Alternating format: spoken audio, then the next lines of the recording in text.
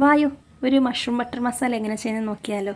അപ്പോൾ ആവശ്യത്തിന് സവാള, തക്കാളി, ഇഞ്ചി, വെളുത്തുള്ളി, പിന്നെ കാഷ്യൂനട്ട്, ഇത് ഇത്രയും നമുക്ക് നല്ലോണം ബട്ടറിനകത്തിട്ട് വഴറ്റിയെടുക്കാം. ലേശം ഉപ്പും കൂടി ഇട്ട് വഴറ്റിയെടുക്കണം കേട്ടോ.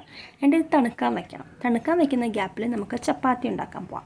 അപ്പോൾ ആ ചപ്പാത്തി നല്ലോണം പൊന്തി വരുന്ന കുറേ ചപ്പാത്തി ചുട്ട് വെച്ചിട്ടുണ്ട്. ശേഷം നമുക്ക് നമ്മുടെ മഷ്റൂം ആണല്ലോ മെയിൻ സാധനം, അതിങ്ങനെ ക്ലീൻ ചെയ്യുന്നതെന്ന് നോക്കാം. അപ്പോൾ ആദ്യം മഷ്റൂം എടുത്ത് അതിൻ്റെ അടിയിലത്തെ ഭാഗം ചെറുതായിട്ടൊന്ന് വേസ്റ്റ്, അവിടെ കുറച്ച് വേസ്റ്റ് കാണും, അതൊന്ന് ചെറുതായിട്ടൊന്ന് കളയണം. അതിന് ശേഷം ഇത് ബട്ടൺ മഷ്റൂമാണ് കേട്ടോ.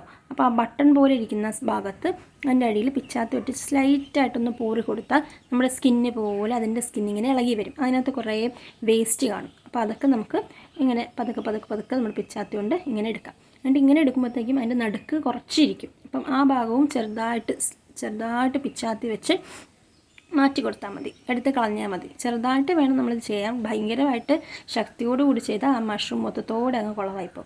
ശേഷം നമുക്കിത് കുറച്ച് ചൂട് വെള്ളത്തിൽ ഇച്ചിരി ഉപ്പിട്ട് പെട്ടെന്ന് തന്നെ നമ്മളിതെടുത്ത് മാറ്റണം കേട്ടോ, ഇല്ലെങ്കിൽ മഷ്റൂം പെട്ടെന്ന് വെള്ളം വലിക്കും. അപ്പോൾ ജസ്റ്റ് ഒന്ന് ചെറിയൊരു ചൂട് വെള്ളത്തിൽ ഇച്ചിരി ഉപ്പും കൂടി ഇട്ടിട്ട് ഒന്നിട്ട് അപ്പോഴേ എടുക്കാം, എടുത്ത് മാറ്റി വെക്കണം. പക്ഷെ നമ്മളിത് കറിക്കകത്ത് ഇടുന്നതിന് മുമ്പ് വേണം ചെയ്യാൻ. അപ്പം നേരത്തെ മാറ്റി വെച്ചിരുന്ന സവാളയും തക്കാളിയും മിക്സ് ഉണ്ടല്ലോ വഴറ്റി വെച്ചിരുന്നത്, അത് നമുക്ക് നല്ലോണം മിക്സിക്കകത്തിട്ട് പേസ്റ്റ് പോലെ അരിച്ചെടുത്തതിന് ശേഷം നമ്മുടെ പാൻ വെച്ചിട്ട് അതിനകത്തോട്ട് മല്ലിപ്പൊടി, മുളക് പൊടി, മഞ്ഞൾപ്പൊടി, ഗരം മസാല ഇത്ര ഇട്ടിട്ട് നല്ലോണം വഴറ്റി മഷ്റൂം കൂടി ഇട്ട് കൊടുത്ത് അടച്ച് വെക്കണം കേട്ടോ. അടച്ച് വെക്കുമ്പോൾ മഷ്റൂമിനകത്ത് നിന്ന് തന്നെ വെള്ളം വരും. അപ്പോൾ എക്സ്ട്രാ വെള്ളം നമ്മൾ ഒഴിക്കേണ്ട ആവശ്യമില്ല.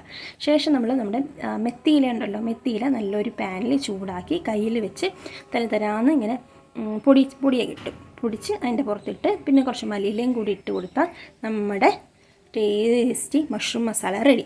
അപ്പോൾ അതിൻ്റെ കൂട്ടത്തിൽ തന്നെ ഞാൻ അടുക്കള മൊത്തം ക്ലീൻ ചെയ്തു.